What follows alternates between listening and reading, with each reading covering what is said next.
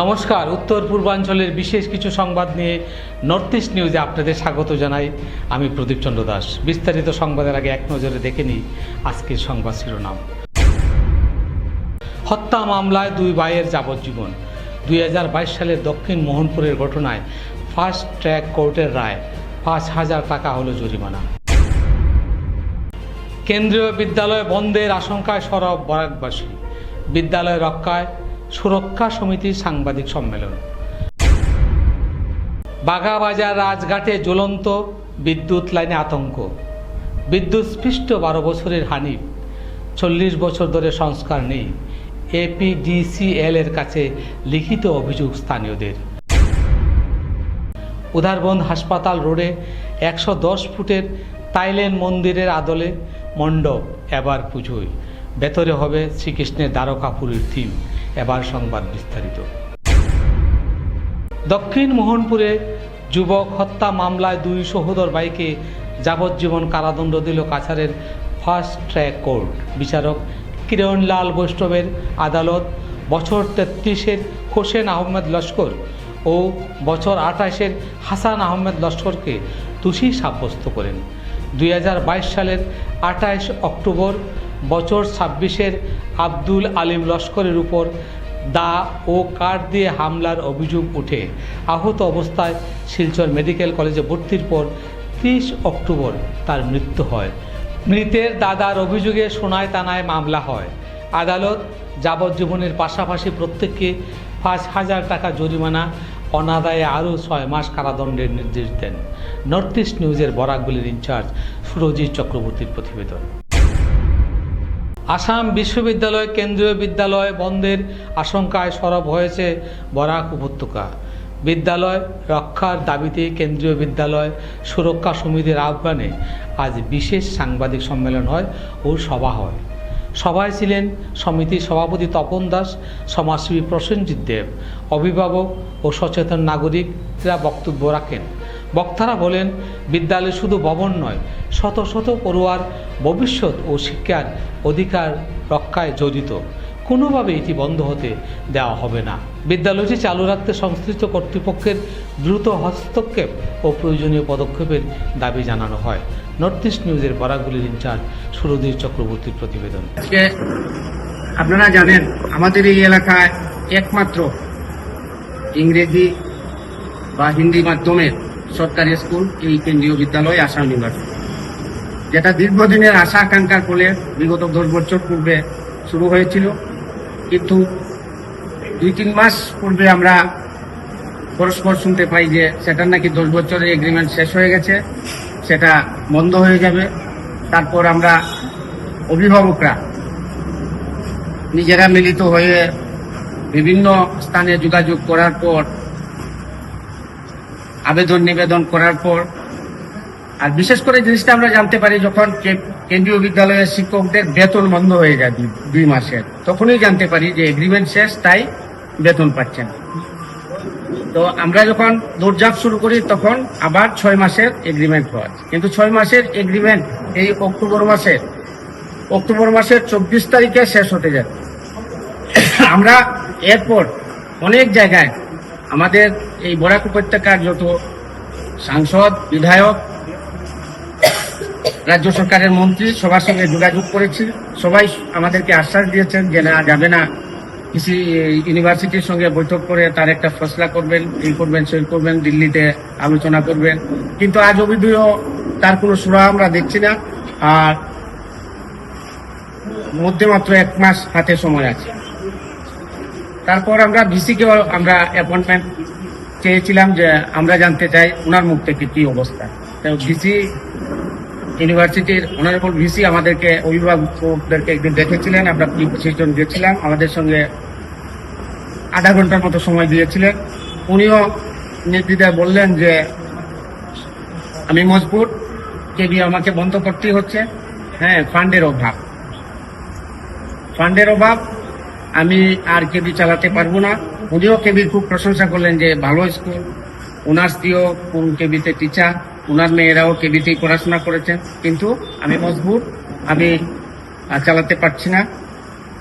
যদি আপনারা পারেন ফান্ডের ব্যবস্থা করতে কিংবা ডাইরেক্ট কেবিএসও যদি চালায় আমার কোনো আপত্তি নেই। সুন্দর খোলাখুলি বলেছেন। প্লাস আমরা ডেপুটি রেজিস্ট্রার রাজস্বী চক্রবর্তীর সঙ্গে উনিও ছিলেন, উনিও বললেন যে আপনারা দেবাশিস চক্রবর্তী উনিও বললেন যে আমাদের কিছু করার নাই, আপনারা যদি আন্দোলনেও যান আমরা হয়তো মঞ্চে গিয়ে আন্দোলন মঞ্চে বসতে পারবো না, কিন্তু যা সহযোগিতা লাগে আমরা করব। তখন আমরা বুঝে গেলাম পরিস্থিতি। কিন্তু একটা প্রশ্ন, এনআইটিতে যে কেবি চলছে সেটাও প্রজেক্টের স্কুল, সেটাও 10 বছর বা 5 বছর এগ্রিমেন্টের মাধ্যমে হয়, সেটা চলতে পারে, আমাদেরটা চলতে পারে না। আর সরকার তো শিক্ষার বিস্তারে অনেক বড় বড় প্রকল্প নিচ্ছেন। আমরা দেখছি যেমন রাজ্য স্তরে জেলায় জেলায় মেডিকেল কলেজ করার প্রকল্প চলছে। যে একটা কেবি আজকে এই 20 কিলোমিটারের মধ্যে একটা কেবি, ওটার অত বড় কি যে ওটাকে বন্ধ করে দিতে হচ্ছে, এটা কোনো সাংঘাতিক কথা। আর এখানে 500-র মতো স্টুডেন্ট পড়ে, 500-র মতো বাচ্চারা পড়ে, এর মধ্যে 100-এর উপরে আছে আরটি, বিপিএল এইসব ক্যাটাগরি যাদেরকে কোনো ফিস দিতে হয়। স্কুলটা যদি বন্ধ হয়ে যায় তাহলে এই সাধারণ গরিব পরিবারের বাচ্চাদের কি অবস্থা হবে? আর আমরাও নিম্ন মধ্যবিত্ত পরিবারের, এটা একটা মস্ত বড় সাশ্রয়, আমাদের একটা আশ্রয়, আমাদের একটা ভরসা যে এখানে অল্প পয়সাতে বাচ্চারা ইংরেজি এবং হিন্দি শিখতে পারছে। এমনিতে তো রাজ্য সরকারের বাংলা মাধ্যমের স্কুল প্রচুরই আছে, কিন্তু নিম্ন মধ্যবিত্তদের কি শখ জাগে না যে আমার বাচ্চা ইংরেজি মাধ্যম পড়বে বা হিন্দি মাধ্যম পড়বে? তাই মিডিয়ার বন্ধুদের মাধ্যমে আমরা এখানে যারা রাজনৈতিক নেতৃত্বরা আছেন তাদের দৃষ্টি আকর্ষণ করছি, কেন্দ্রীয় সরকারের দৃষ্টি আকর্ষণ করছি, এইচআরডি মিনিস্টারের দৃষ্টি আকর্ষণ করছি, আমাদের এই এলাকা কেবি যাতে কোনো অবস্থায় বন্ধ না হয়। আর আমরা এর প্রতিবাদে প্রয়োজনে ধর্নায় বসবো বা যা যা গণতান্ত্রিক পদ্ধতিতে করা যায় আমরা করবো, তা আমরা সহজে মেনে নেব। বাঘাবাজারের রাজঘাটে দীর্ঘদিন ধরে ঝুলে থাকা বিদ্যুৎ লাইনে চরম আতঙ্কে বাসিন্দারা। অভিযোগ 40 বছর ধরে লাইনের সংস্কার হয়নি। রাস্তা, বাড়ির উঠোন ও কৃষি জমির উপর বিপজ্জনকভাবে ঝুলছে তার, ফলে চাষাবাদও ব্যাহত হচ্ছে। সম্প্রতি 15 আগস্ট ফুটবল খেলতে গিয়ে জ্বলন্ত তারে বিদ্যুৎস্পৃষ্ট হয় 12 বছরের হানিফ। সে এখন গুয়াহাটি হাসপাতালে চিকিৎসাধীন। স্থানীয়দের দাবি 20 বছর আগে একই লাইনে হানিফের দাদার মৃত্যু হয়েছিল এবং বহু গবাদি পশুও মারা গেছে। এই ঘটনার আজ বাসিন্দারা APDCL এর কাছে লিখিত অভিযোগ করেছেন। তাদের দাবি দ্রুত লাইন মেরামত, ট্রান্সফরমারের ফেন্সিং ও পুরানো তারের বদলে ইনসুলেটেড কেবল ব্যবহার করতে হবে। খুঁটির দূরত্ব 150 মিটার হওয়ায় তার বেশি ঝুলছে, তাই খুঁটির সংখ্যা বাড়ানো জরুরি। নর্থ ইস্ট নিউজের বরাগুলির ইনচার্জ সুরজিৎ চক্রবর্তীর প্রতিবেদন। আপনারা দেখতে পাত্রা আমরা যে 3 ফুট 4 ফুট ইলাম আত্মাত ইসলাম 3 ফুট 4 ফুট না, আপনারা চাইয়া দেখুন ও হইল কারেন্টের লাইন আর ও আমার বুক লেভেল, ওই যে এটা লাইন এটা হইলে কারেন্টের লাইন, ও দেখতে পাত্রা এখানে 3টা আছে, 3 গেছা ওয়ার। এই বাবর জরজীর্ণ আমরা রাঙ্গাওটির কারেন্টের ওয়ার APDCL-এর কাছে আমরা বারবারও যদি লিখিত অভিযোগ জানাই, এরপরেও কিন্তু তারা মেরামতি করে না। আজকে দীর্ঘ 40 থেকে 50 বছর হইয়া আছে এই লাইন আবার যেভাবে করিয়া দিছিল এখন পর্যন্ত সেমভাবে রয়েছে। আমি কোনো বানাওয়াটি করিয়া নেই যে ভাবলো আমার ভাবে দিয়ে মাটি চাই, ওই দেখুন আপনারা আমি কিন্তু মাটি দুবার, আমি যে এখানে বানাওয়াটি করিয়ার বা নবডং করিয়া যে গাছও উঠিয়া আর ইটা তুটিয়া যে কারেন্টের ওয়ার আমি দাঁড়ো আনছি, এলা কোনটা না ও যাই, ও দেখুন কারেন্টের ওয়ার, ও দেখুন মানে কতটুক পর্যন্ত নোংরা হিসাবে APDCL চলের।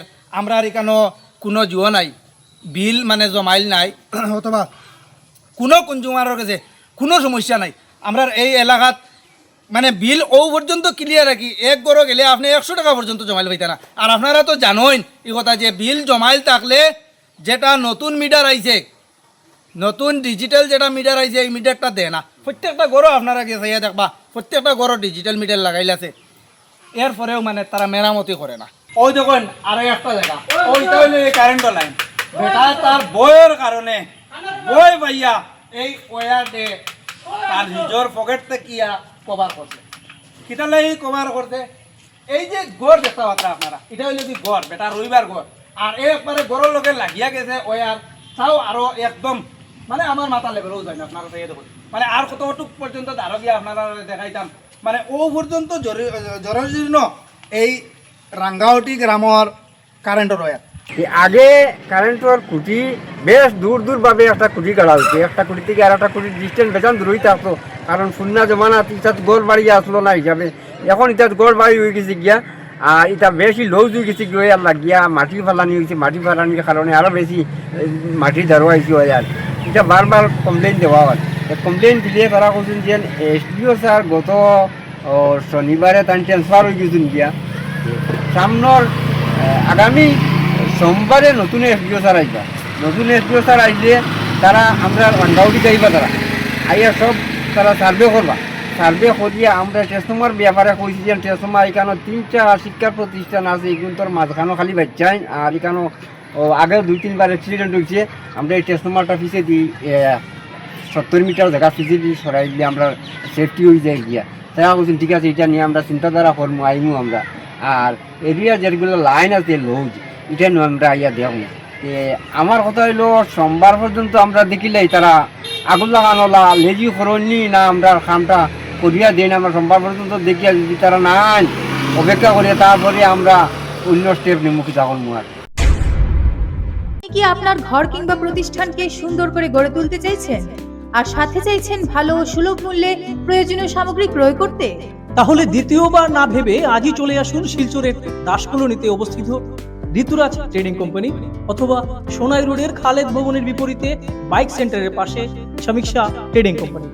এই উভয় স্থানে tiles, sanitary items, chimney, water purifier, CPVC, uPVC, PVC items, ডোর উডেন, সিনটেক্স সহ অনেক বিখ্যাত ব্র্যান্ডের সামগ্রী সুলভ মূল্যে পাওয়া যায়। আপনারা আসুন, যাচাই করুন ও ঘরকে সুন্দর করে গড়ে তুলুন। বিশদ বিবরণের জন্য যোগাযোগ করুন 9401432969 ও 6377990269 নম্বরে। ধন্যবাদ। উদারবন হাসপাতাল রোডের বিগ বাজেট পুজোয় এবার চমক।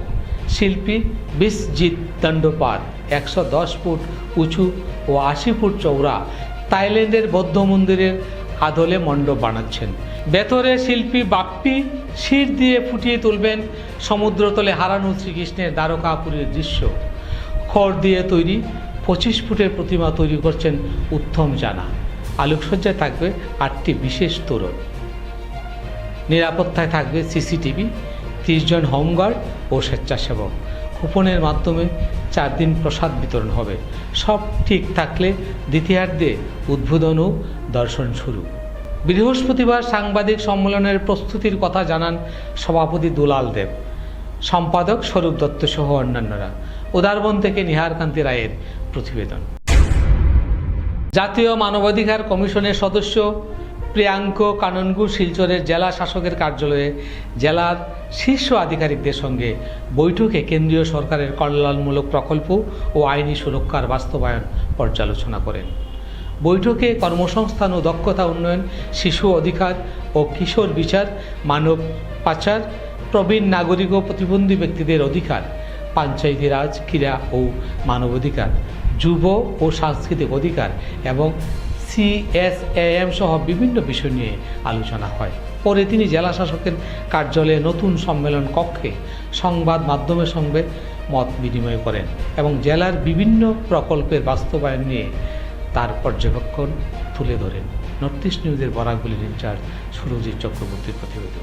आज यहाँ कछार डिस्ट्रिक्ट में मानव अधिकारों से जुड़े हुए विषय पर एक समीक्षा बैठक जिले के अधिकारियों के साथ आयोजित की गई। हमने यहाँ पे कई विषयों पर समीक्षा की। मैं विशेष रूप से बताना चाहूँगा कि प्रधानमंत्री आयुष्मान योजना के इम्प्लीमेंटेशन में ये ज़िला अच्छा काम कर रहा है। हमको 73% कवरेज यहाँ पे प्रधानमंत्री आयुष्मान योजना के कार्ड्स बनने का मिला। हमको ये भी पता चला कि जो डिसेबल्ड हैं उनके लगभग 80% जो डिसेबल्ड लोगों के यूडीआईडी कार्ड बनने थे वो अचीव कर लिया गया है। हमको कुछ डिस्क्रिपेंसी मिली है आउट ऑफ स्कूल बच्चों के डेटा में, सोशल जस्टिस डिपार्टमेंट और एजुकेशन डिपार्टमेंट को लेकर के हमने उनको सुधार के लिए जरूरी डायरेक्शंस दिए हैं। कुल मिला के मैं ये कहूँगा कि ह्यूमन राइट्स के प्रोटेक्शन के लिए जो स्कीम्स का इम्प्लीमेंटेशन है उस दृष्टिकोण से ये जिला ठीक काम करता हुआ पाया गया। धन्यवाद। Thank you. বৃহস্পতিবার মাতৃভূমি cup prize money knock out football টুর্নামেন্টের হাই ভোল্টেজ ম্যাচে মইনুল হক চৌধুরী মেমোরিয়াল ক্লাবকে 2-0 গোলে হারিয়ে দ্বিতীয় রাউন্ডে উঠল মথুরাপুর এফসি। দলাইয়ের বাম নিত্যানন্দ স্কুল মাঠে প্রথম থেকে পাল্টা আক্রমণে জমে উঠে খেলা। 27 মিনিটে গিচিমের গোলে লিড নেয় মথুরাপুর। প্রথমার্ধ শেষ হয় 1-0-তে। দ্বিতীয়ার্ধে সমতায় ফিরতে মরিয়া হয় মইনুল হক ক্লাব, কিন্তু গোল পায়নি। 67 মিনিটের অরূপ নাইডিংয়ের গোলে জয় নিশ্চিত করে মথুরাপুর। ম্যাচ সেরা হন বিজয়ী দলের অশোক বর্মন। খেলা পরিচালনা করেন ইজাজ লস্কর ও অন্যান্যরা। শুক্রবার ডি গ্রুপে খেলবে আব্দুল এফসি জামালপুর বনাম আফরুজা এফসি আরজানপুর। নর্থ ইস্ট নিউজের প্রতিনিধি অমল ঋষির প্রতিবেদন। খেলা প্রথমে জানাই মাতৃভূমি এনজিওকে অনেক অনেক ধন্যবাদ যে এত সুন্দর 2026 একটা খেলা দিয়েছে। আগামী আজকের খেলাটা শুরু থেকে শেষ পর্যন্ত সুন্দর এবং শান্তিপূর্ণভাবে হয়েছে। আমরা আশা রাখবো আগামী দিনেও আরও সুন্দরভাবে খেলাটা হয় এই ফিল্ডে। সবাইকে ধন্যবাদ। আজকে দেশ হিসাবে আপনি কীভাবে খেলা উপভোগ করলেন? প্রথমে আমি ধন্যবাদ জানাই মাতৃভূমি এনজিওর যারা কর্মকর্তা আছেন তাদেরকে ধন্যবাদ জানাই। তারা যেন আমাদেরকে এখানে ইনভাইট করেছেন এবং আমরা এত ছোটো হিসাবে যে তারা আমার এত সম্মান দিয়েছেন তার জন্য আমি ধন্যবাদ জানাই। এবং আজকের খেলা উপভোগ করে আমাদের অনেক ভালো লেগেছে, যেহেতু দুটো টিমের মধ্যেই লোকাল প্লেয়ারগুলো ছিল। এবং আগামী দিনেও আরও ভালো অনেক খেলা হবে এখানে। এবং আমাদের মাতৃভূমি এনজিও যারা কর্মকর্তা আছেন তাদেরকেও আমি বলবো যে আরও সুন্দরভাবে এবং আরও বড় করে টুর্নামেন্ট করেন। এটাই আমি মাতৃভূমি এনজিওর কর্মকর্তাদেরকে বলবো। সংবাদ শেষ করার আগে আরও একবার দেখে নিই আজকে সংবাদ শিরোনাম। হত্যা মামলায় 2 ভাইয়ের যাবজ্জীবন। 2022 সালের দক্ষিণ মোহনপুরের ঘটনায় ফাস্ট ট্র্যাক কোর্টের রায়, 5,000 টাকা হলো জরিমানা। কেন্দ্রীয় বিদ্যালয় বন্ধের আশঙ্কায় সরব বরাকবাসী। বিদ্যালয় রক্ষায় সুরক্ষা সমিতির সাংবাদিক সম্মেলন। বাঘাবাজার রাজঘাটে জ্বলন্ত বিদ্যুৎ লাইনে আতঙ্ক। বিদ্যুৎস্পৃষ্ট 12 বছরের হানিফ, 40 বছর ধরে সংস্কার নেই।